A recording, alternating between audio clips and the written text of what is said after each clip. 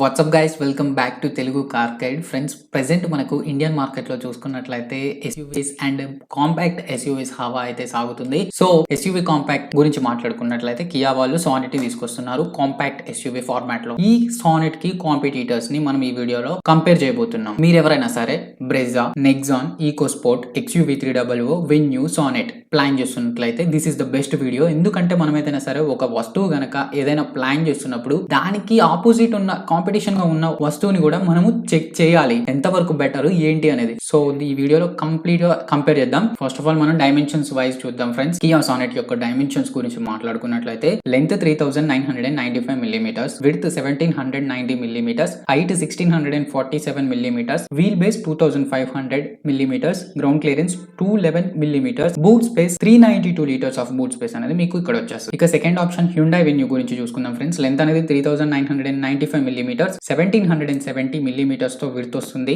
Height 1605 millimetres, wheel base 2500 millimetres, ground clearance 190 millimetres, boot space 350 litres of boot space అనేది available గా ఉంటుంది. ఇక టాటా వాళ్ళ ఎగ్జామ్ చూసుకున్నట్లయితే length 3993 millimetres, width 1811 millimetres, height 1606 millimetres, wheel base 2498 millimetres, ground clearance 209 millimetres, boot space 350 litres of boot space అనేది available గా ఉంటుంది. ఇక Maruti Suzuki Vitara Brezza dimension చూసుకున్నట్లయితే length 3995 millimetres, width 1790 millimetres, height 1640 millimetres, wheel base 2500 millimetres, ground clearance 200 millimetres, boot space 328 litres. Friends, ఇక Ford వాళ్ళ EcoSport dimensions చూద్దాము. Length 3998 millimetres, width 1765 millimeters, height 1647 millimeters, wheelbase 2519 millimeters, ground clearance 200 millimeters, boot space 352 liters. ఇక final గా Mahindra XUV 300 చూద్దాము. Length 3995 millimeters, width 1821 millimeters, height 1627 millimeters,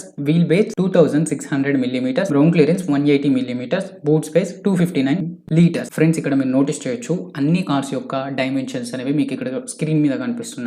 so ఇక్కడ ఏంటంటే mainly length wise చూసుకున్నట్లయితే EcoSport అనేది కొంచెం పెద్దగా ఉంది, తక్కువగా అయితే మాత్రం నెక్సాన్ అనేది ఉంది. విడ్త్ వైజ్ చూసుకున్నట్లయితే మీకు XUV 300 అనేది చాలా విడ్త్ ఉంటుంది ఫ్రెండ్స్. తక్కువ విడ్త్ కనుక చూసుకున్నట్లయితే ఈకోస్పోర్ట్ అనేది కొంచెం తక్కువ ఉండడం వల్ల అంత కంఫర్టబుల్ గా అయితే రియర్ సీట్ లో కూర్చోలేరు. గుర్తుపెట్టుకోండి ఈ విషయాన్ని, ఎందుకంటే ఫ్యామిలీ ఎక్కువగా ట్రావెల్ చేస్తున్నప్పుడు ఇబ్బంది అవుతుంది. ఇక హైట్ గురించి మాట్లాడుకున్నట్లయితే మీకు 1647 మిల్లీమీటర్స్ ఆఫ్ హైట్ అనేది మీకు ఈకోస్పోర్ట్ లో ఉంటుంది, సానెట్ లో ఉంటుంది. ఇక తక్కువ హైట్ అంటే వెన్యూలోనే ఉంటుంది 1605. దట్ ఈస్ ఆల్సో ఫైన్, మీకు అంత ప్రాబ్లం అయితే అవ్వదు హైట్ విషయంలో అయితే మాత్రం. ఇక వీల్ బేస్ చూసుకున్నట్లయితే మహీంద్రా XUV 300 లో ఎక్కువ ఉంటుంది. తక్కువ అనుకున్నట్లయితే మనకి ఇక్కడ నెక్సాన్ అనేది కొంచెం చిన్నదిగా ఉంటుంది కాబట్టి ఆఫ్ కోర్స్ వీల్ బేస్ కూడా తగ్గిపోతుంది. గ్రౌండ్ క్లియరెన్స్ వరకు చూసుకున్నట్లయితే మొన్నటి దాకా మనకు నెక్సాన్ ఉండేది టాప్ లో, ఇప్పుడు సానెట్ వచ్చేసింది అనమాట 211 మిల్లీమీటర్స్, జస్ట్ 2 మిల్లీమీటర్స్ తోటి. ఇక బూట్ స్పేస్ వైజ్ చూసుకున్నట్లయితే మాత్రం సానెట్ కి ఇవ్వాలండి, ఎందుకంటే 392 లీటర్స్ ఆఫ్ బూట్ స్పేస్ అనేది వచ్చేసింది. ఆల్మోస్ట్ ఏదైతే మిడ్ సైజ్ SUV లో వచ్చేస్తుందో ఆల్మోస్ట్ 400 లీటర్స్ అంటే మిడ్ సైజ్ SUV లో వచ్చేస్తుంది మీకు, అది ఇక్కడ మీకు వచ్చేస్తుంది. లెస్ చూసుకున్నట్లయితే XUV 300 చూడడానికి చాలా పెద్దగా ఉంటుంది, కానీ మరి బూట్ ఎందుకు తక్కువ ఇచ్చారు అంటే మీకు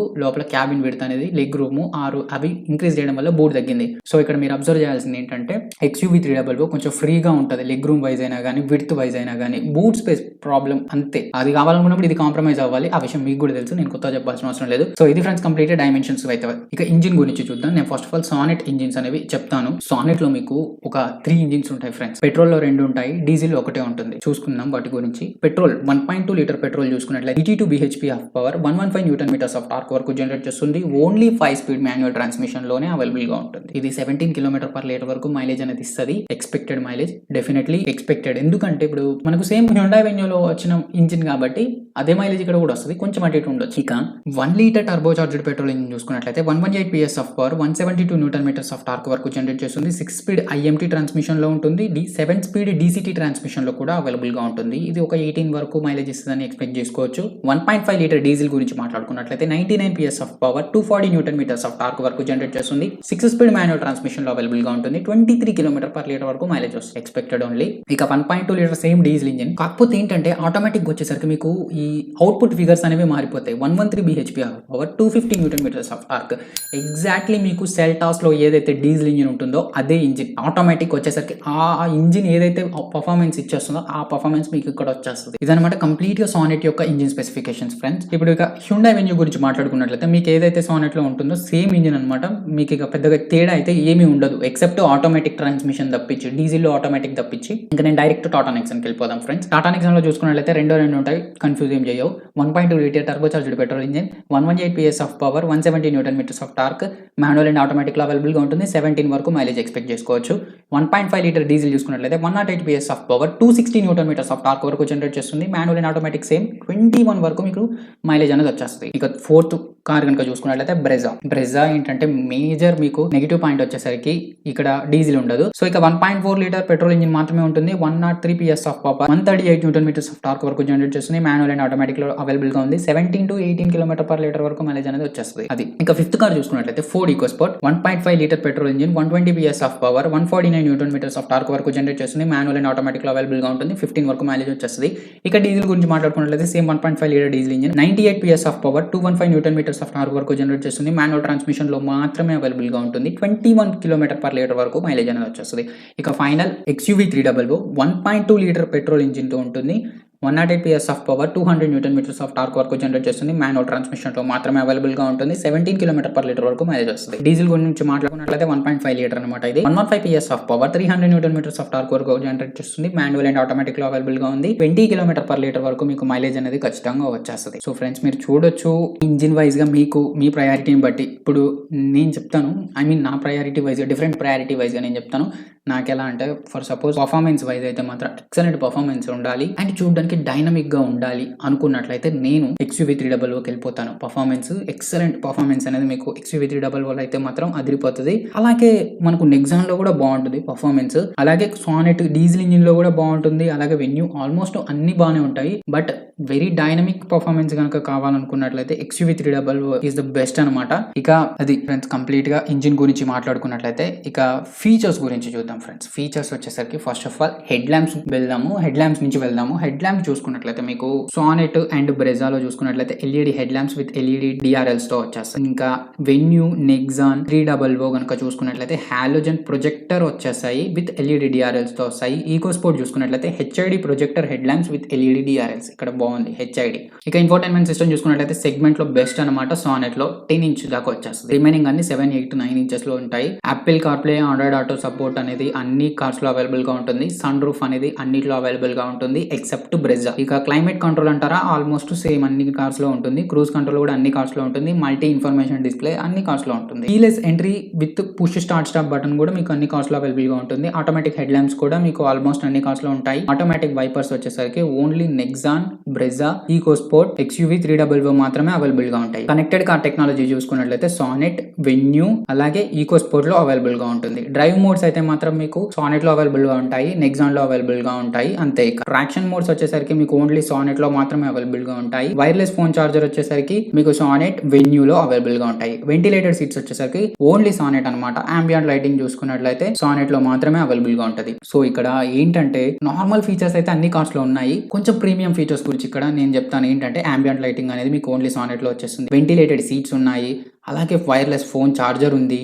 ట్రాక్షన్ మోడ్స్ ఉన్నాయి, డ్రైవ్ మోడ్స్ ఉన్నాయి, కనెక్టెడ్ కార్ టెక్నాలజీ ఉంది, ఆటోమేటిక్ హెడ్ ల్యాంప్స్ ఉన్నాయి. ఆల్మోస్ట్ మీకు ప్రీమియం ఫీచర్స్ అన్ని మీకు సానెట్ లో వచ్చేసాయి ఫ్రెండ్స్. ఇక సేఫ్టీ వైజ్ చూసుకున్నట్లయితే మీకు సానెట్ లో అలాగే ఈకోస్పోర్ట్ లో, వెన్యూలో 6 ఎయిర్ బ్యాగ్స్ వచ్చేసాయి. 300 లో తిరిగే లేదు, 7 ఎయిర్ బ్యాగ్స్ వస్తాయి. మిగతా నెక్సాన్, బ్రెజా చూసుకున్నట్లయితే 2 ఎయిర్ బ్యాగ్స్ మాత్రమే ఉంటాయి. ABS విత్ EBD కామన్ అన్ని కార్స్ లో ఉంటాయి. పార్కింగ్ సెన్సార్ చూసుకున్నట్లయితే అన్ని కార్స్ లో ఉంటాయి. సానెట్ అండ్ XUV 300 లో చూసుకున్నట్లయితే front and rear parking sensors అనేవి అవైలబుల్ గా ఉన్నాయి ఫ్రెండ్స్, గమనించండి. ఇంకా పార్కింగ్ కెమెరా వచ్చేసరికి అన్ని కార్స్ లో ఉండేసాయి. ఎలక్ట్రానిక్ స్టెబిలిటీ కంట్రోల్ వచ్చేసరికి ఆల్మోస్ట్ అన్ని కార్స్ లో ఉంటుంది except Brezza. Tyre pressure monitoring system వచ్చేసరికి సానెట్ లో ఉంటుంది, వెన్యూలో ఉంటుంది, నెక్సాన్ లో ఉంటుంది, ఈకోస్పోర్ట్ లో ఉంటుంది, 300 లో ఉంటుంది. బ్రెజాలో మాత్రమే ఉండట్లేదు. సో మీరు ఇక్కడ గమనించాల్సిన విషయం ఏంటంటే బ్రెజా అనేది కొంచెం బాగుంటుంది, బట్ చూడడానికి బాగుంటుంది కానీ చాలా వరకు ఫీచర్స్ అన్ని ఎగిపోతున్నాయి అనమాట. మీరు ఇక్కడ చూడొచ్చు టైర్ ప్రెషర్ మానిటరింగ్ సిస్టమ్ అన్ని కార్స్ లో వచ్చి దాంట్లో మాత్రమే లేదు. అలాగే ESC లేదు. ఇంకా చూడొచ్చు మీరు ఏమేమి లేవు ఇక్కడ చాలా కనిపిస్తున్నాయి.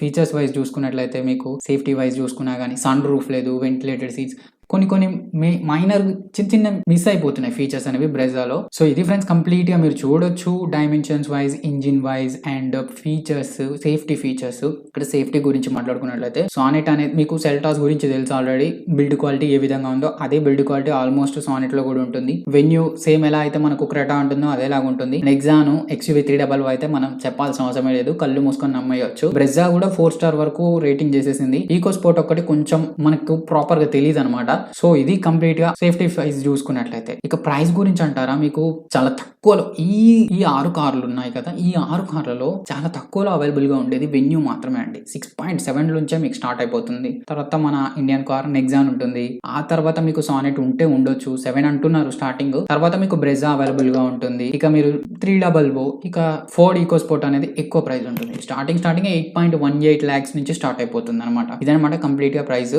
ఇక్కడ నాకు పర్సనల్ గా ఇష్టమైన కారు అండ్ నాకు యూజ్ అయ్యే, నాకు మంచిగా అనిపించే కారు వచ్చేసరికి నాకు పర్ఫార్మెన్స్ వైజ్ అయితే మాత్రం 300 ఇస్ ద బెస్ట్ అనిపిస్తుంది. ఎందుకంటే అసలు ఆ కమాండింగ్ పొజిషన్, ఆ సీటింగ్ పొజిషన్ అనేది పర్ఫెక్ట్ రగ్గడ్ పొజిషన్ ఉంటుంది. మీరు కూర్చున్నా గానీ ఎక్సలెంట్ గా అనిపిస్తుంది అండ్ పర్ఫార్మెన్స్ కూడా మాత్రం అది వేరే లెవెల్ అనమాట.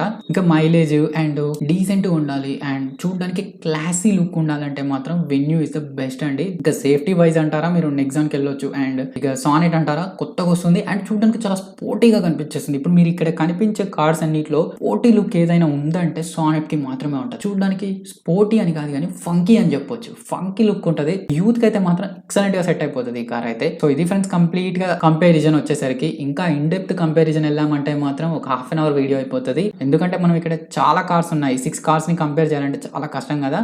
సో అందుకని మేజర్ గా ఎవరైతే ఇప్పుడు మేజర్ గా కస్టమర్స్ చూసేది ఏంటి, ఆ ఫీచర్స్ వరకు తీసుకొని ఇక్కడ కంపారిజన్ చేయడం జరిగింది. సో ఇది ఫ్రెండ్స్ ఈ రోజు వీడియో. మీకు ఈ వీడియో నచ్చినట్లయితే తప్పకుండా లైక్ చేయండి, షేర్ చేయండి. మరిన్ని ఇలాంటి interesting videos, reviews and informative videos కోసం మన ఛానల్ ని సబ్స్క్రైబ్ చేసుకోండి. Thank you for watching our video. See you in the next video. Bye by.